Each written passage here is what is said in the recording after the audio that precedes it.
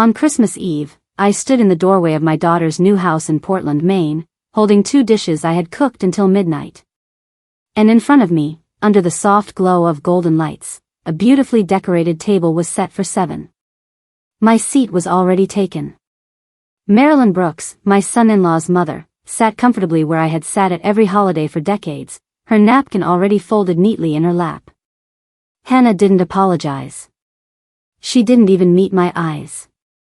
She just said, in that clipped, careful voice she uses when she does not want to explain herself, "Mom, we reorganized everything this year. Marilyn sits here now." Next to my hand, on the narrow console table, lay a printed bank notice with a fresh signature. Transfer cancellation, December 24th, for 17 p.m., $1,800. The same monthly support I had sent her for 5 years. She had signed it to acknowledge the cancellation. She knew I had ended the transfer, and she went ahead with this display anyway. My breath caught in my throat, thin and sharp like winter air. How could they do this to me? If this moment stirs something familiar in you, stay with me. What comes next is the truth I carried in silence for far too long.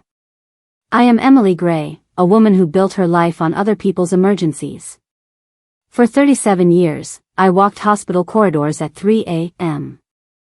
My shoes whispering against linoleum floors while monitors pulsed their steady warnings. Night shifts became part of my bones. I learned to sleep in narrow windows of daylight, to carry grief quietly, and to keep moving no matter how heavy a day became. When Hannah was born, I was 24 and already accustomed to exhaustion. Her father left before she took her first steps, leaving me with a small apartment, a single income, and a determination I did not yet have a name for.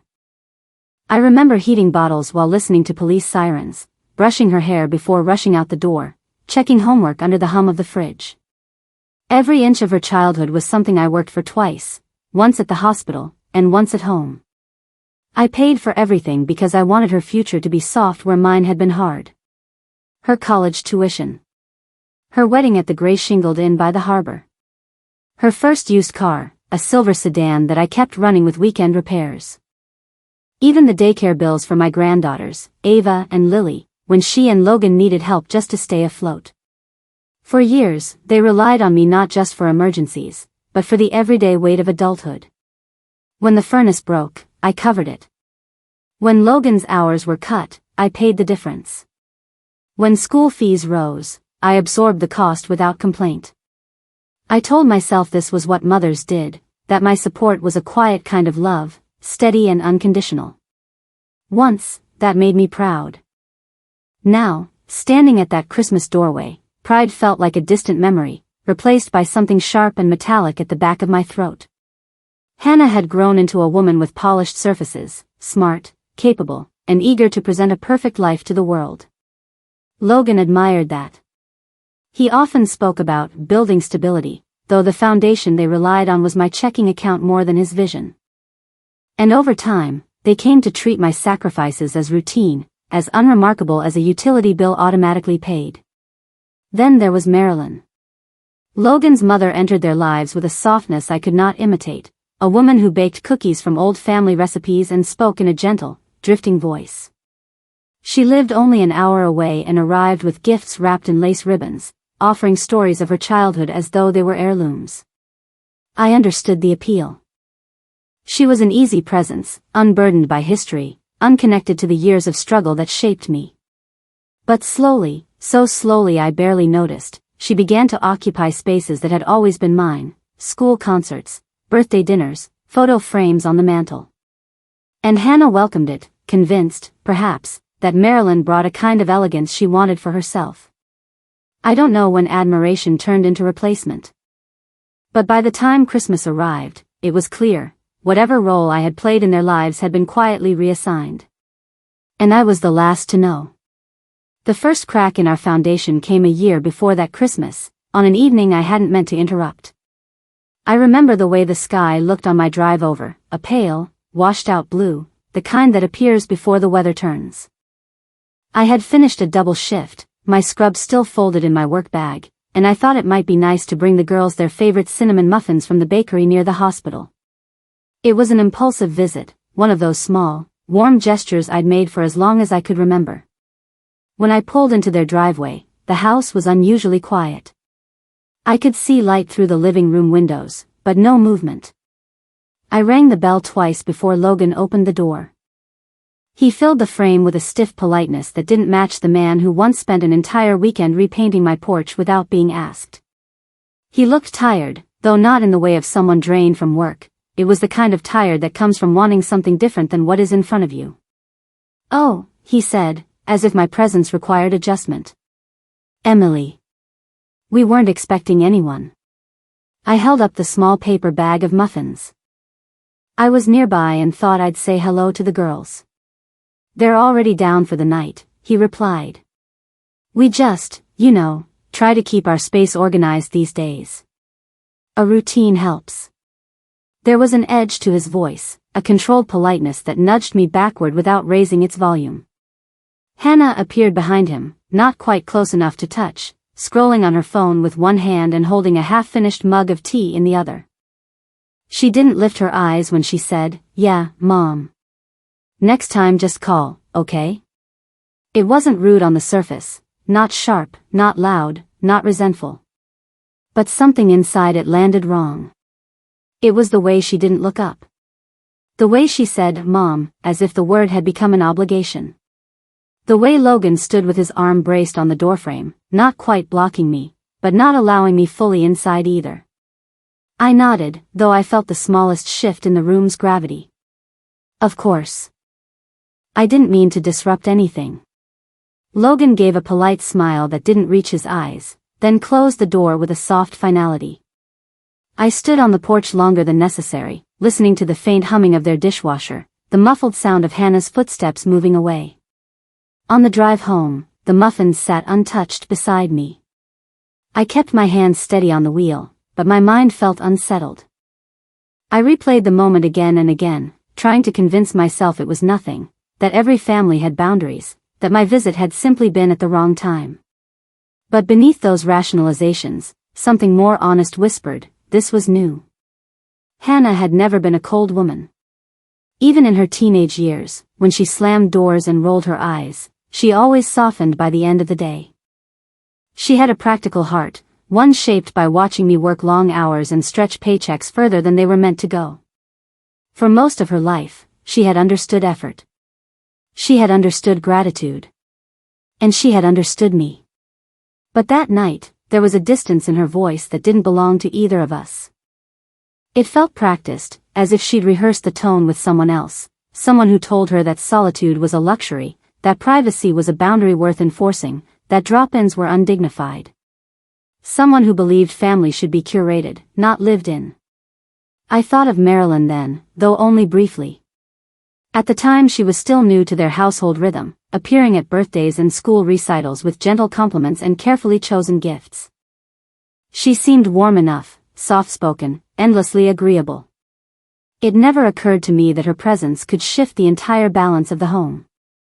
When I reached my house, the living room felt too quiet, and I let the bag of muffins rest on the counter untouched. I hung my coat, sat on the sofa, and tried to breathe away the ache that had settled at the base of my throat. I told myself it was exhaustion. I told myself it was nothing. But deep down, a part of me knew, that sentence, "next time call," was not about courtesy. It was about rearrangement. A warning, wrapped in politeness, about a place I no longer fully belonged. And I didn't yet understand how far that shift would go. After that night on their porch, the shift did not come suddenly. It arrived in small, nearly invisible movements, the kind that only reveal their direction when you look back at the whole year. At first, I tried to dismiss them. I reminded myself that families evolve, that children become busy, that seasons of distance are normal. But the pattern grew clearer with every passing month, like a crack spreading across a sheet of glass, slow, delicate, inevitable. The first change was in Hannah's calls. For years, I could count on her voice at least once a day, even if only for a minute. She used to call during her commute, or while stirring pasta for the girls, or as she folded laundry. It was never about big news. She would tell me about Lily's new obsession with frogs, or Ava's reading assignment, or the broken zipper on her winter coat. It was the ordinary fabric of our bond. But around spring, the calls thinned. She skipped a day, then 2, then a week.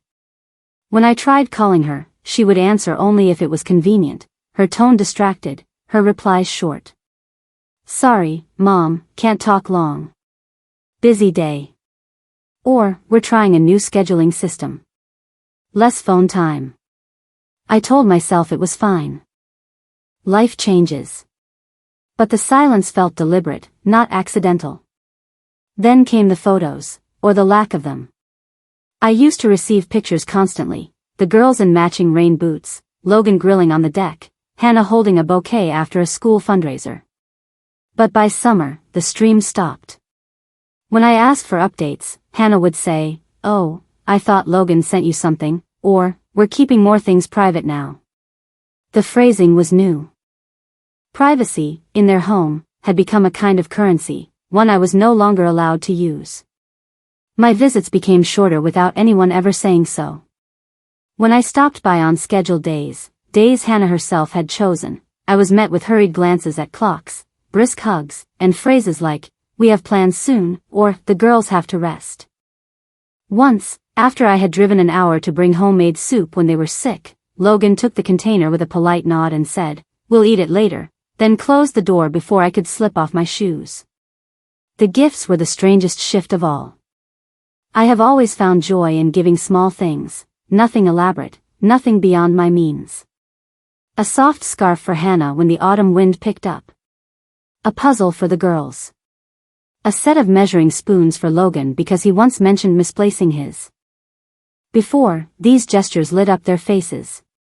Now, the gifts remained unopened on the counter, sometimes still in their bags, sometimes pushed aside until I finally asked, "Did you like it?" only to hear, "Oh, we haven't gotten to it yet." It was never cruel. That almost made it worse. If they had been openly unkind, I might have named the feeling sooner. Instead, it was gentleness edged with dismissal, politeness with a hollow center. All the while, Marilyn's presence grew. At the girls' spring recital, she was already seated beside them when I arrived, her hand resting lightly on Lily's shoulder. Hannah waved me over with the distracted smile of a hostess, not a daughter. During the summer barbecue, Marilyn brought a lemon pie that everyone seemed to praise endlessly, while the potato salad I'd made, Hannah's childhood favorite, stayed covered on the corner of the table until the meal was nearly over. Logan hovered near his mother most of the afternoon, consulting her about everything from grill settings to where extra napkins should go. I tried not to take it personally. I told myself there was room for more than one grandmother, more than one mother figure. But as the year progressed, Marilyn slipped seamlessly into roles I had once filled without question. She attended parent-teacher meetings. She accompanied Hannah to doctor appointments. She volunteered for school events I had never been told about. I found out from a neighbor that Marilyn had been at the girls' fall festival, wearing one of the visitor badges I used to wear. When I asked Hannah about it, she said, almost offhandedly, "Oh, you were working that day, weren't you?" Marilyn was free. It just made sense. The sentence sat heavy between us. I wasn't working that day. She knew I wasn't working. I began noticing other small signs. A framed photo of Marilyn and the girls on the mantel, taken at the pumpkin patch.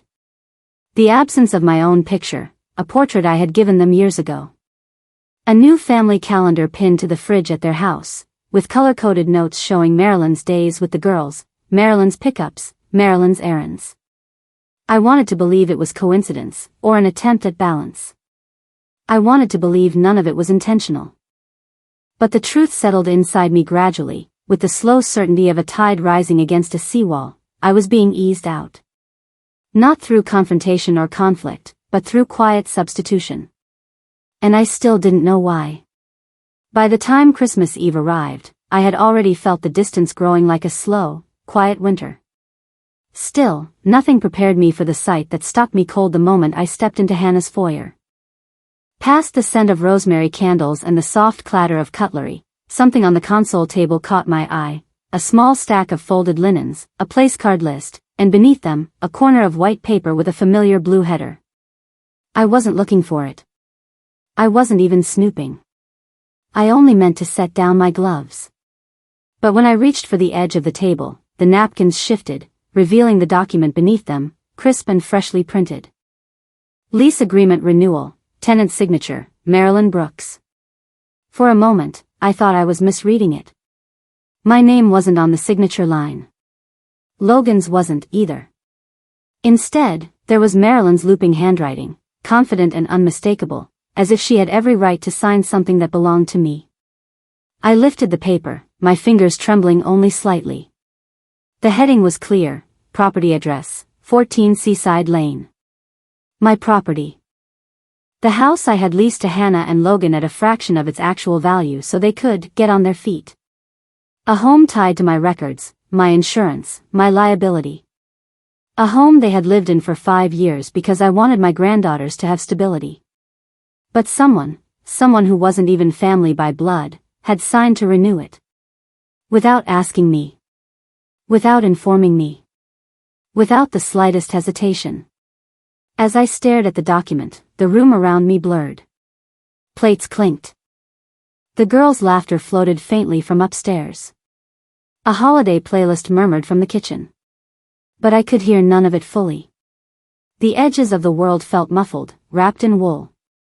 I turned toward Hannah, who stood by the counter placing silverware with a deliberate calm. "What is this?" I asked, holding the paper up. She barely glanced at it. "Oh, that. Marilyn handled the renewal since she's helping us organize things this year." Her voice was easy, almost airy, as if we were discussing seating arrangements or cookie tins. "Don't worry, Mom. It's all fine. Marilyn signed a legal document for a property that belongs to me." Hannah sighed, annoyed by what she saw as unnecessary drama. We needed to get the renewal in before the office closed for the holidays. Logan's been slammed at work. I'd been busy with the girls. Marilyn offered to take care of it. "It was just quicker this way." "But you didn't ask me." "I assumed you'd be supportive," she said, still not meeting my eyes. "You always are." Logan stepped in then, wiping his hands on a towel.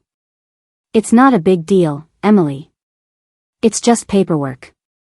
"It's my paperwork," I said quietly. Before either of them could respond, Marilyn appeared in the archway, smoothing her sweater with a serene smile. She looked from me to the document in my hand and said, "Oh, that. I hope it didn't cause confusion.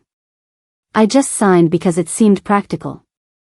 Families help each other, don't they?"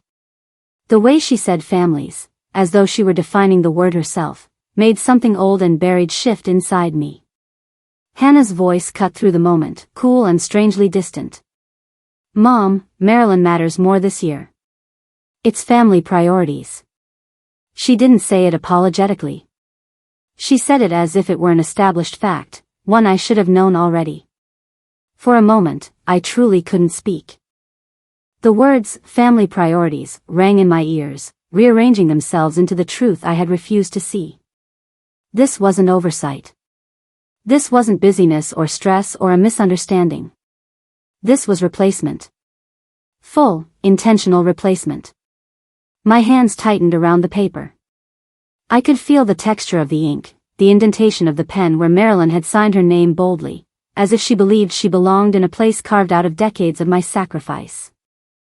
A deep, tearing pain moved through me then, not loud, not outward, but inward, like something long protected had finally broken open. I set the lease renewal back onto the console table.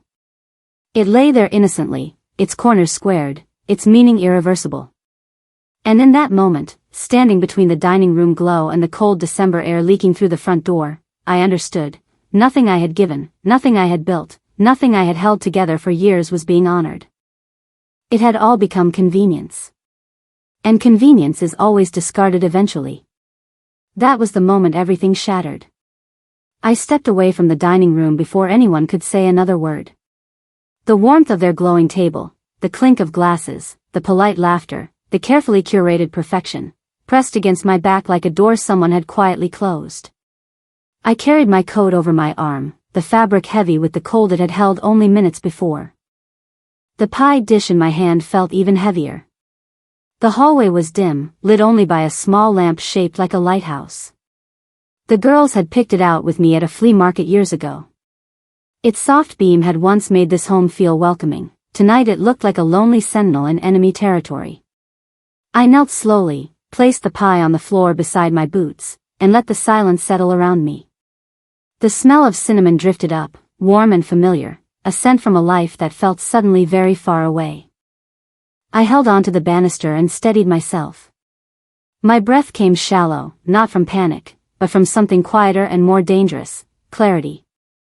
I felt it rising from the center of my chest, slow and certain, like a truth I had spent years refusing to acknowledge. This will not continue. Not another day. I slipped one arm into my coat, then the other, the fabric brushing against my sleeves. The simple act felt ceremonial, a small reclaiming of myself. I buttoned it all the way to the collar. It was a gesture I hadn't made in years. I had forgotten how protected it felt.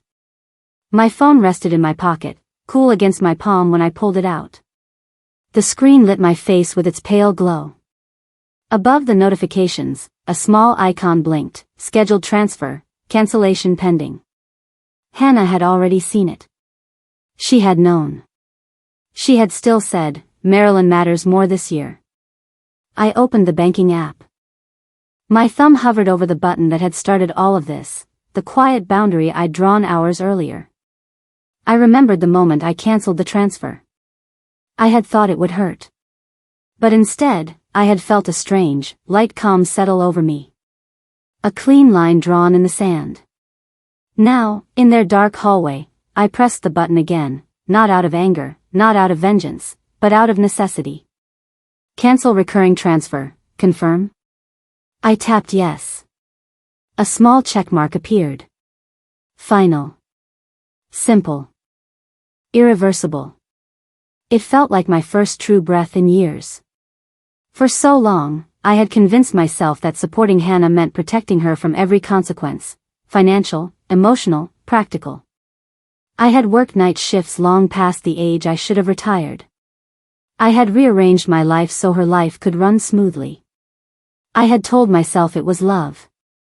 And it was, but love warped by habit, by exhaustion, by fear of what would happen if I stopped.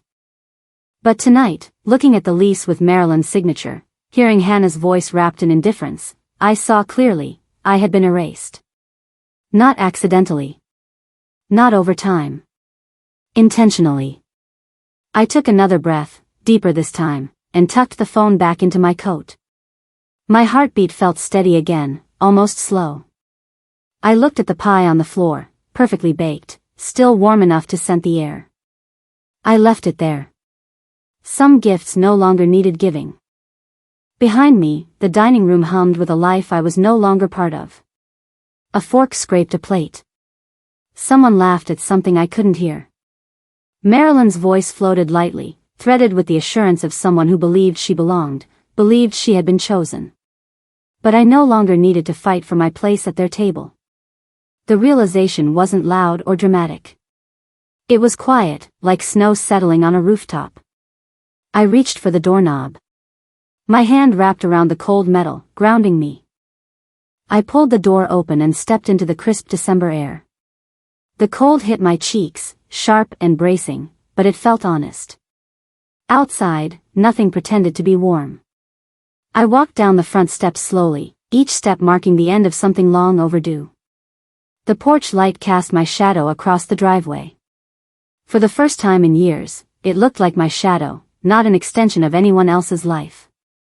When I reached my car, I paused and looked back at the house, at the windows glowing with holiday warmth I had once helped create. The sight no longer hurt the way it had minutes earlier. It felt distant, like a chapter finally finished. I unlocked the car, slid into the driver's seat, and closed the door with a soft click that sounded more like a beginning than an end. In the silence that followed, a thought rose, steady and true. I am done asking for room in a life I built. And with that, I drove away. I did not sleep much that night, but for once, it wasn't from worry.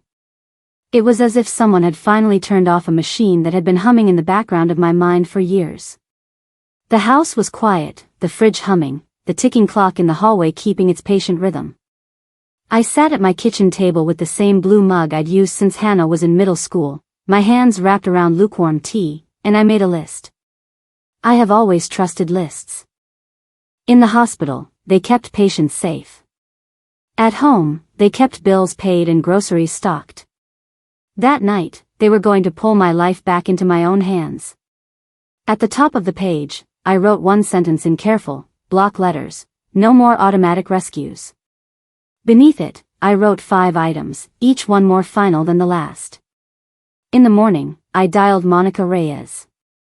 Once, she had lived 2 doors down from me, a young mother with a toddler on her hip and textbooks under her arm. I watched her struggle through law school while balancing part-time work and parenting. Now she was an established attorney with an office downtown, her name on the frosted glass door. I trusted her because I had seen the life she built from the ground up.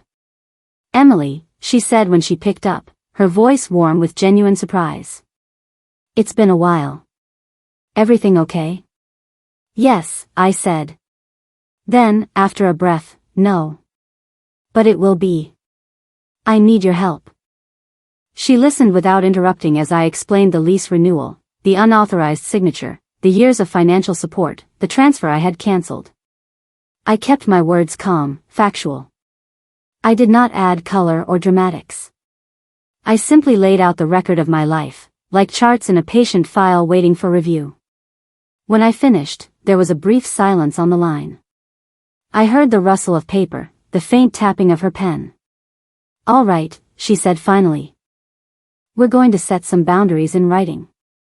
You understand that things will change for them when we do this?" "Yes," I replied. "That is the point." First, we terminated the lease agreement they were living under. Monica explained that Marilyn's signature held no legal weight for property in my name. The renewal could be voided, and proper notice could be served. We drafted the documents together, every line a quiet reclamation of authority I had given away too freely. Next, I blocked their access to my credit card. Years earlier, I had added Hannah as an authorized user, just in case.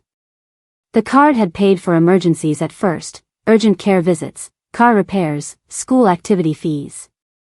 Over time, emergency had grown to include online orders, subscription services, and things that arrived in packages I never saw. Monica helped me contact the bank, remove her access, and request a new card with a fresh number known only to me. Then we froze the small family trust one had set up after my parents died. It wasn't large, but it was meant to be a cushion for the girls someday, a legacy from their great-grandparents. Recently, I had discovered that Hannah and Logan had hinted at using it ahead of time, just to bridge a rough patch. Monica drafted instructions that no disbursements were to be made without my explicit, written approval. Finally, she prepared formal notices to both Hannah and Logan, outlining the changes, the lease termination, the withdrawal of financial support, the updated arrangements for future contact. The language was professional, not cruel. It simply stated the facts and the effective dates, the way we used to post new policies on the hospital bulletin board. "Are you sure you want to send these now?" Monica asked gently, sliding the papers across the desk for my signature. I looked at the neat stack, at my own name printed at the top, Emily Gray, owner, account holder, grantor. Roles I had allowed others to treat as background details. "Yes," I said. My voice did not shake. Quietly, and all at once. My actions were not loud. I did not shout, I did not threaten, and I did not beg anyone to understand me. I simply signed where Monica placed her finger, one document after another, until my hand ached slightly from the repetition. When we were done, she gathered the papers, straightened them, and said, "This will change your relationship with them." I met her eyes. "It already changed," I answered. "This is just the paperwork catching up." As I left her office, the winter air cut across my face, clean and bracing. I tightened my scarf and slipped my hands into my coat pockets, feeling the familiar weight of my keys.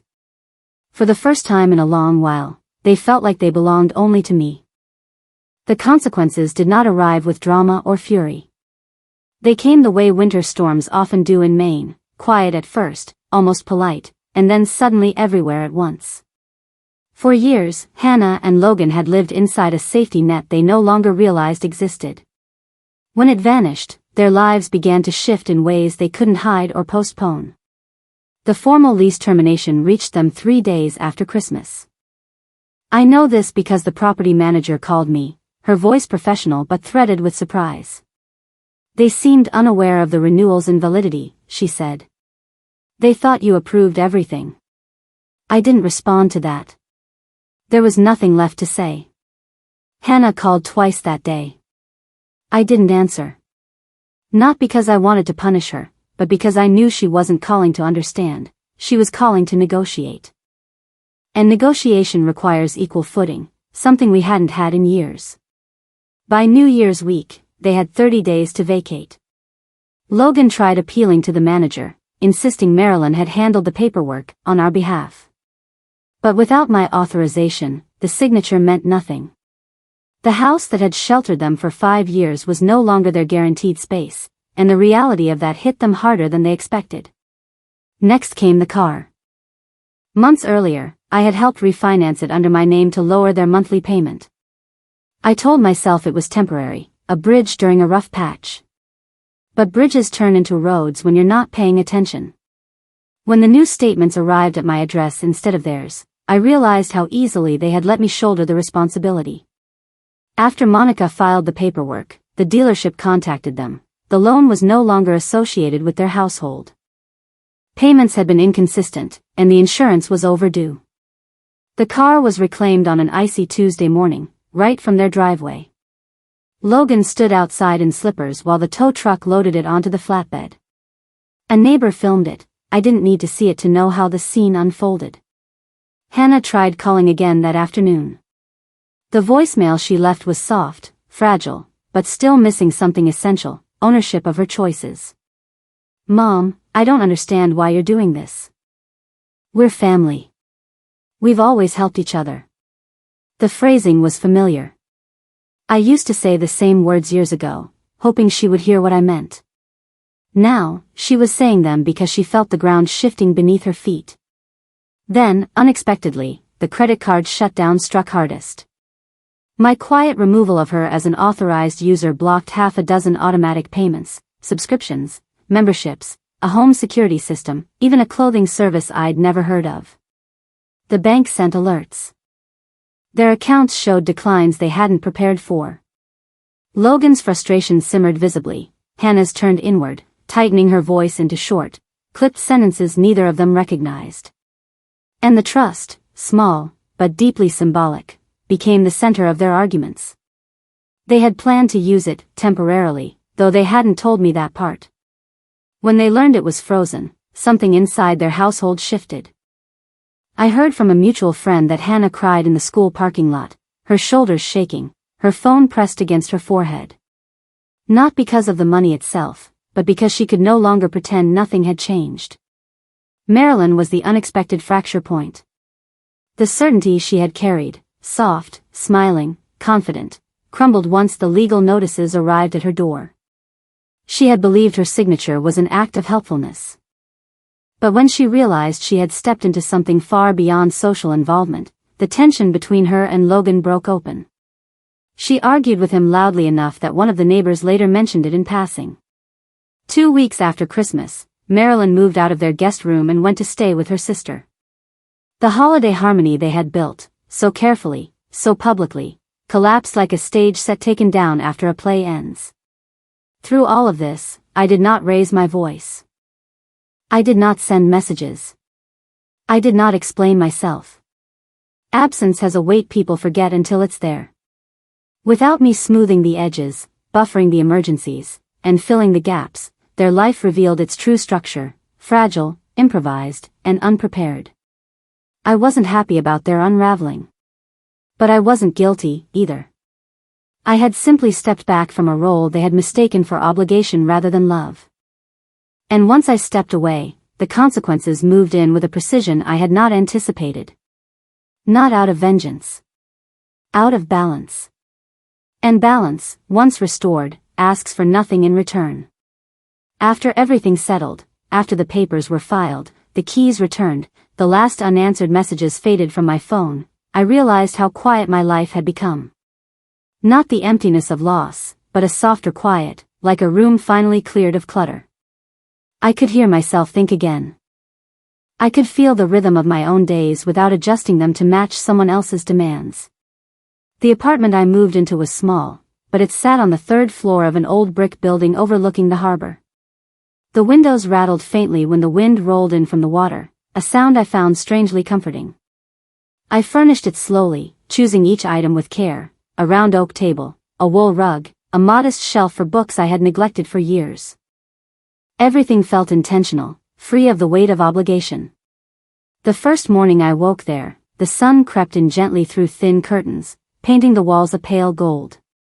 I sat up in bed, listening to the distant clang of boat masts in the marina, and felt an unexpected flicker of peace. No one needed anything from me. No one was waiting for a transfer or a ride or a check. My phone stayed still on the nightstand, silent and obedient, not a tether but a simple tool again.